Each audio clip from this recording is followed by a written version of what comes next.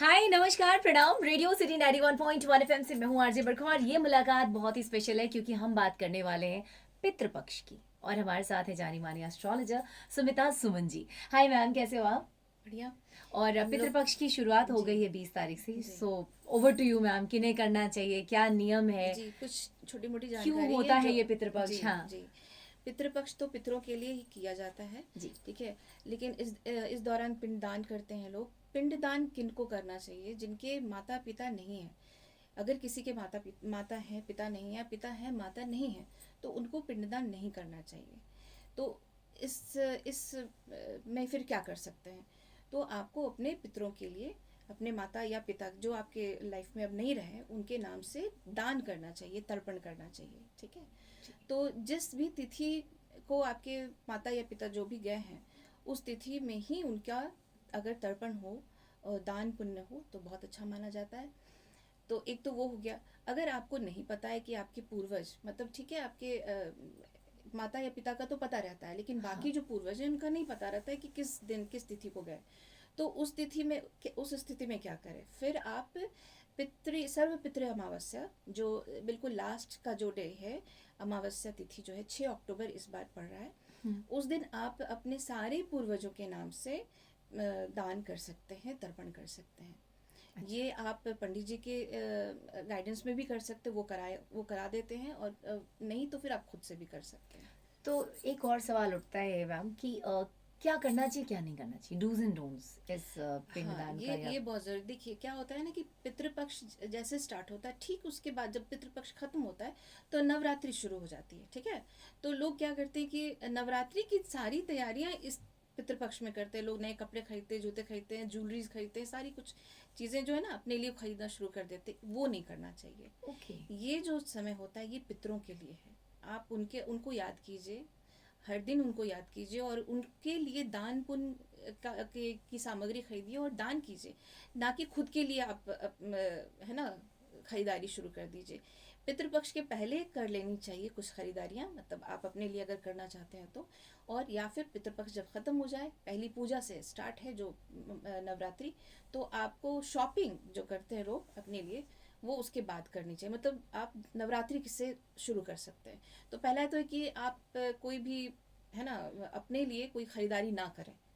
ज़रूरत की चीज़ें खरीद सकते हैं पर शॉपिंग, अपने कपड़े, अपने वस्त्र, मतलब ज्वेलरी या जो भी पहनने ओढ़ने की चीज़ें वो नहीं करनी चाहिए। ओके। ठीक है। ओके। और दूसरा ये कि पितृपक्ष में सात्विक रहना चाहिए, नॉनवेज का सेवन नहीं करना चाहिए, करना नहीं चाहिए। जो लोग मानते हैं उनके लिए है, नहीं मानते हैं उनके लिए नहीं ओके। ओके। है ओके। ना। ओके। तो ये भी चीज़ है। दूसरा ये कि अगर कोई माँ बनने की इच्छा रख रही हैं, इस दौरान कोशिश करनी चाहिए कि कंसीव ना करें। अगर मैं पूछूं रीजन वाई तो? ये देखिए, ये सीधा सीधा क्या है कि अब जब नियम ही है कि सात्विक रहना है। Okay. Okay. Okay. Done done done. ठीक है। तो तो आपको ये कदम नहीं उठाने चाहिए कि ये समय नहीं है कि आप कंसीव करें। ठीक है। दूसरा ये कि अ, क्या था? कोई नहीं। घर की साफ सफाई ये भी इस दौरान नहीं नहीं करनी चाहिए, क्योंकि आप कीड़े मकोड़े और सबको आप घर से निकाल रहे होते हैं। कहीं ना कहीं वो है ना उनको प्रॉब्लम आ रही होती है, दिक्कत आती है, उनको ख़त्म करना होता है। तो कोई भी ऐसे जीव जंतु को तकलीफ़ ना आए, तो इस दौरान है ना कीड़े मकोड़े या साफ़ सफाई भी नहीं करनी चाहिए। ओके। साफ सफाई मतलब नॉर्मल साफ सफाई कर नॉर्मल सकते हो, साफ़ बट सफाई कर दीपावली सकते, टाइप का दीपावली जो हाँ होता है कि वो नहीं करनी चाहिए। प्रॉपर ये सब हटा वटा के वैसी वाली जी। सफाई नहीं। और एक और चीज़ जो गलतियाँ अक्सर हर घर में होती हैं शायद, कि लोग क्या करते हैं कि आटा लगाते हैं, आटा लगाकर जो रोटियां बनी बनी और जो लोग बच जाते हैं तो उनको फ्रिज में रख देते हैं। जी। ठीक है। हाँ। ये आम दिन में भी नहीं करना चाहिए, आम दिनों में भी ये चीज़ नहीं करनी चाहिए, लेकिन खास पितृपक्ष में तो बिल्कुल नहीं कीजिए, क्योंकि वही आटा वो पिंड की तरह हो जाता है। तो और उसको फिर नेक्स्ट डे आप रोटी बनाइए और उसका सेवन कीजिए, ये गलत है, आपको नहीं करनी चाहिए। ओके, तो हिसाब से उतना ही आटा लीजिए जितना जी कि जितने की रोटी बन जाए और जी खाना खत्म हो जाए। रोटी रह जाए तो नेक्स्ट डे कोई प्रॉब्लम नहीं है, जी बट आटा अगर आप फ्रिज में रख देते हो तो ये थोड़ा सा जी। कहें कि नेगेटिविटी को आप इनवाइट कर हाँ, रहे हो। ये अच्छा नहीं रहता, अच्छा नहीं माना जाता है। और ये आम दिनों में भी है हम्म। कि आप आटा उतना ही लगाएं, उतनी ही रोटी बन जाए। पर ये Done. आटे को इकट्ठा करके ना फ्रिज में रखना और नेक्स्ट डे फिर उसको बना के खाना, ये नहीं फटाफट से करना। आटा निकाला, पराठा तैयार, डोंट डू दिस। ओके, क्या बात है। अच्छा, और दान की सामग्री जैसे आपने बोला दान देखिए, करना दान की चाहिए। सामग्री सिंपल है, बहुत सीधा दान किया जाता है, जिसमें कि चावल, दाल, नमक, हल्दी, काला तिल आवश्यक है। अच्छा। ठीक है, इसके अलावा वस्त्र दान कर सकते हैं, वस्त्रों का दान करते हैं, फलों का दान करते हैं, और खीर बना करके दान करते हैं लोग। अच्छा, तो और कोई बात इस रिलेटेड मैम जो रह गई हो और जो होना चाहिए? बस इतना ही कि अपने पितरों के का आशीर्वाद लीजिए। अगर आपके चार्ट में भी अगर ऐसी चीज़ें हैं, लाइक जैसे अगर कोई ग्रहण दोष है ना, राहु और चंद्रमा एक साथ है, सूर्य चंद्रमा एक साथ है, अमावस्या योग हो गया, राहु और केतु, सॉरी क्या बोल रहे हैं यार, सॉरी फिर कोई से बात नहीं, कोई बात नहीं। कोई और बात जो मैं पूछना भूल गई हूँ और जो आप बताना चाहती हैं मैम? बस इस पितृपक्ष में आप अपने पितरों का आशीर्वाद लीजिए, उनको याद कीजिए। आप अगर अपने पितरों को याद कर रहे हैं, उनका आशीर्वाद अगर आपके साथ है, तो लाइफ में छोटी छोटी प्रॉब्लम से आप हमेशा निकलते चले जाएंगे। लेकिन अगर आप इस पितृपक्ष को अवॉइड करते हैं, कोई उसके नियम को फॉलो नहीं करते हैं, तो आप देखिएगा कि पूरे साल कुछ ना कुछ अड़ंगे आते रहेंगे आपके लाइफ में। क्यों? क्योंकि पितर आए थे आपके पास और आपको आशीर्वाद देने आए थे, आपने उनके आशीर्वाद को स्वीकार नहीं किया और उनको याद नहीं किया।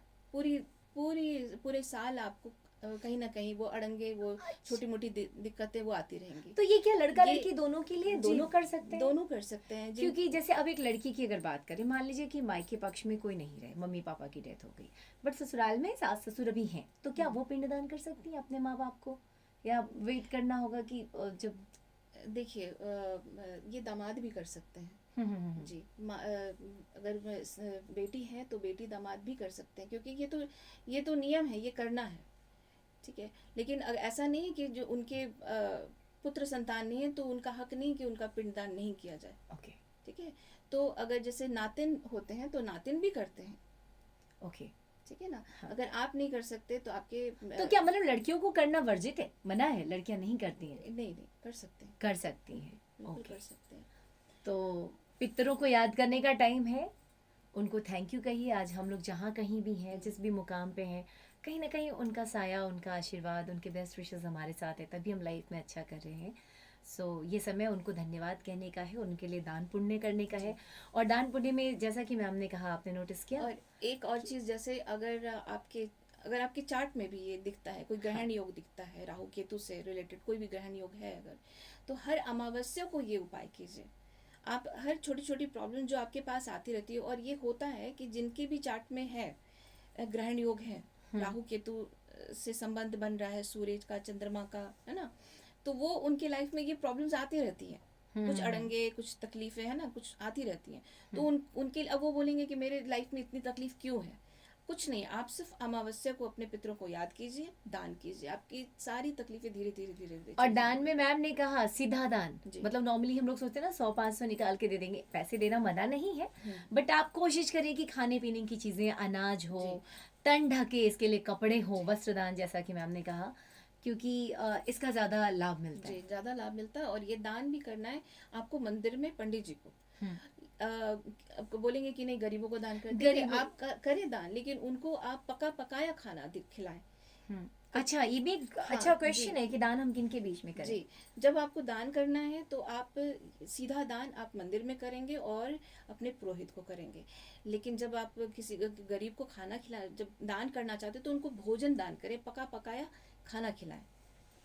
थैंक उस यू। दिन। अब इस वीडियो को एंड अप करें हम। Thank you so much for watching this video. हमेशा काम की बात होती है, इसलिए कहती हूँ पेज को फॉलो कर लो।